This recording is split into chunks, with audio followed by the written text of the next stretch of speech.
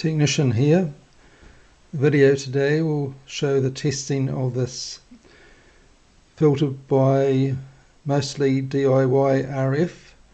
It is a 9 MHz SSB filter.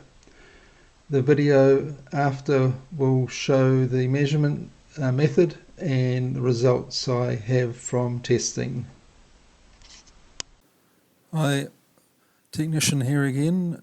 I'll be looking at the SSB Crystal filter testing, and I will measure loss, ripple, VSWR or return loss, the rejection including the measurements at the minus 20 dB points, and the intermodulation both in band and out of band. The equipment used will be a Siglent SSA 3021X, and I'm using Easy Spectrum software to obtain the images. A nano VNA could be used for looking at the loss, the ripple and matching, and also the 20 dB frequencies. Another instrument I'm using is the Rigol DG1062Z to generate two tones. I have miscellaneous attenuators and splitters and assorted coax cables and adapters and a return loss bridge to look at the return loss. The crystal filter I'm testing is the mostly DIY RF crystal filter. It is an 8-pole filter using the QER technique. This minimises the ripple. Other manufacturers of filters are Spectrum Communications in the UK, Mini Kits in Australia.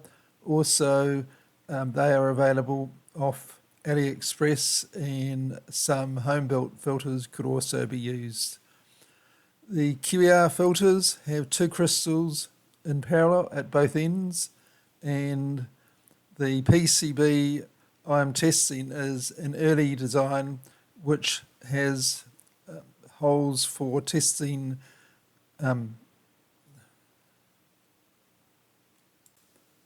holes for components for matching the filter impedance to 50 ohms. These can be either transformers or inductors and capacitors. Later generations of their filter do not include any spaces for matching components. A vector network analyzer such as a nano VNA can be used, but I have used the Siglent SSA 3021 as it minimises the testing, changing components during testing. The equipment setup shown below is what is used for measuring the loss, the ripple and the rejection. A description of the setup is above, and one can normalise the trace by inserting a short circuit barrel connector instead of the filter, and using the normalize function to set the trace at the top of the screen. The return loss can be checked in a slightly different setup with the return loss bridge in circuit between the spectrum analyzer and the crystal filter. The crystal filter is terminated by 50 ohms at the unused port.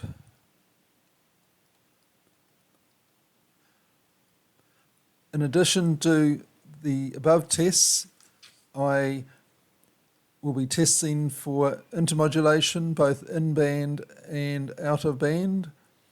The spacing for tones in band is 100 Hz, and this is around the center frequency of the filter.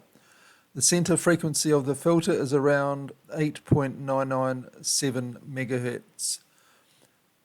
the equipment setup is shown on the screen now. The 10 dB attenuator is inserted between the combiner and the filter, as the impedance seen by the combiner will affect the balance of the combiner. So a 10 dB attenuator is used to improve the match before the signal enters the crystal filter. The output of the crystal filter is then put into the spectrum analyzer.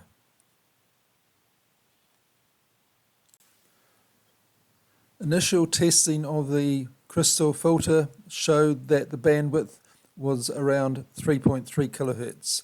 This was a little wide for my use, and by inserting extra chip capacitors on the other side of the filter, I reduced the 6 dB bandwidth to approximately 2.7 kilohertz.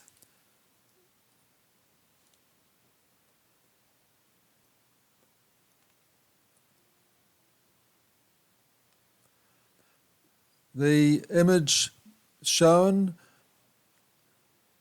is the rejection of the crystal filter.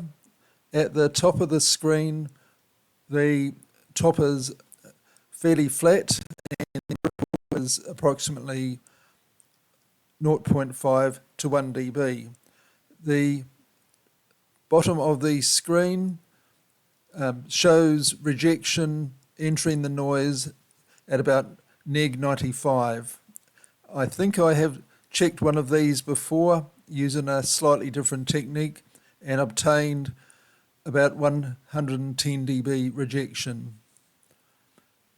If one uses the markers, one can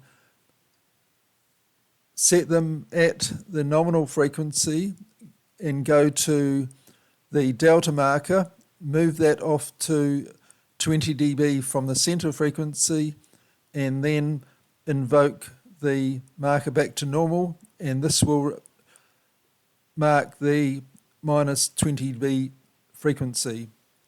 I tested at both sides and the results were 8.99573 and 8.99874.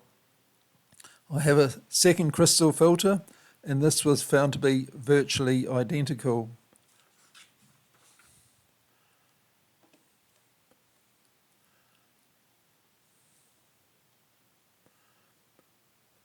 The screen shown is the 2 dB per division response, and it is less than 1 dB ripple at the top of the screen.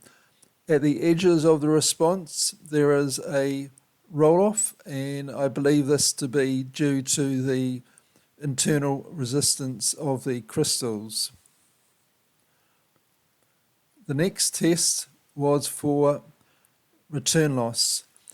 The return loss here is shown with 0 dB between the return loss bridge and the filter. In band, the impedance is a nominal 10 to 20 dB return loss. The return loss is a nominal 10 to 20 dB.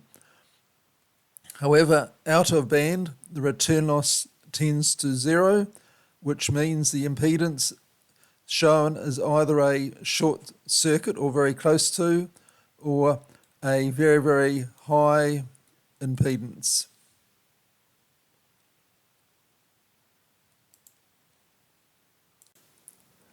Any stage driving the crystal filter will see the either low impedance or high impedance out of band, and this will affect the performance of the amplifier.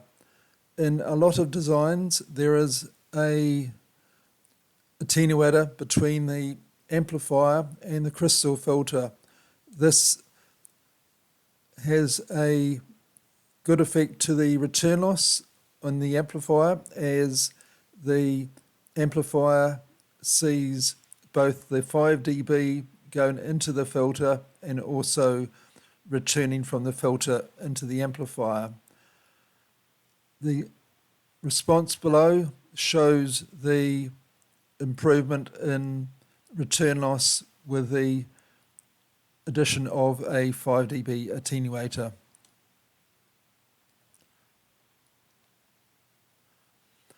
Out of band, the response is a 10 dB return loss. In VSWR terms, this is about a 2-to-1 VSWR. I set up the equipment to check the intermodulation inside the crystal filter. The results shown on the table on the screen show at high levels the output intermodulation point is at about 15 dB. As you reduce the level down, the OIP3 actually reduces. Typically in other devices, not crystal filters, this is a reasonable constant. The change in intermodulation may be caused by drive level dependency effects. Some work by PA3AKE shows the performance of crystal filters can be improved if one takes care with the manufacture of the crystals. There is a substantial improvement to be made at a financial cost, however. There was quite a lot of work in finding a suitable manufacture of crystals for making a homemade crystal filter. The equipment setup was very similar for checking the out-of-band intermodulation, and the results are shown below. Because the impedance of the crystal filter is different in the area away from the passband, the output intermodulation point is vastly improved. Typically, when using this in a receiver, this is what affects the intermodulation performance away from the passband.